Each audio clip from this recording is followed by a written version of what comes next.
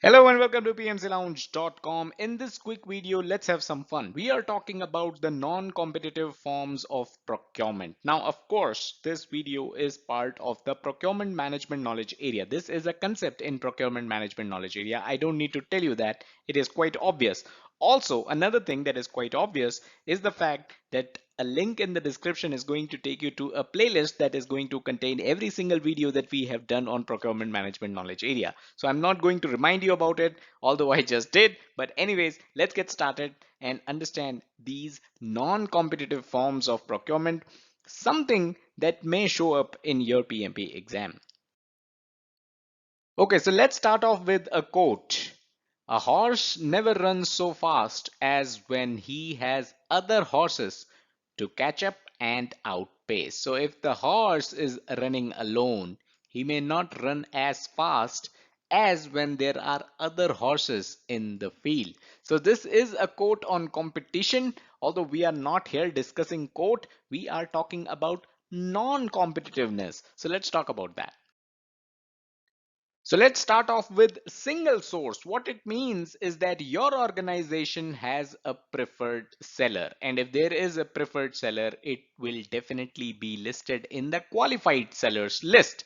Now, this seller, the single source, will usually be preferred for certain items only and not everything under the sun. So what this means is if you want to procure office furniture, there is going to be a preferred seller for furniture in the qualified sellers list. But if you want to procure computer hardware and servers, there is going to be another seller listed in the qualified sellers list who is going to be a preferred seller for your organization, right? So this is how single source works. There is absolutely no competition. You already know which seller you need to contact for which item.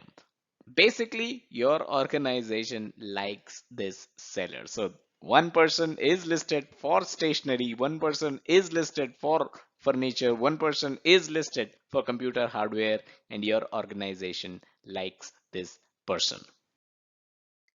Next is sole source. And what this means is whether you or your organization likes this seller or not, you have to do business with them because they are the only ones in the market selling whatever you are looking for. So let's say you are looking for very high end server. It is possible that there is only one seller in the market that can provide a very high-end server to you. So sole source, they may have a patent to that very high-end server that you're looking for, a supercomputer maybe, right? So sole source may have a monopoly as well. And finally, you have nowhere else to go other than contacting the sole source. So this is the difference between single source or single seller and sole source. I hope the difference was clear. Question for this video, can you give any examples of the sole source? Do you know any sole source seller in the market who is basically the only person you have to reach out to for a certain item? Let me know in the comments below. It need not be related to project management. It need not be someone you had to contact for your projects, although those examples are also welcome. But any such sole source that you see in the market? Let me know in the comments. Definitely looking forward to your answers. A quick reminder, all our PMP courseware articles and videos are available on this link, pmclounge.com/PMP training. So check it out. Everything is free, by the way. And that's all that we had in this quick video. I hope you had a little bit of fun with this in addition to learning the difference between single seller and sole source. Smash that like button if you got value out of it.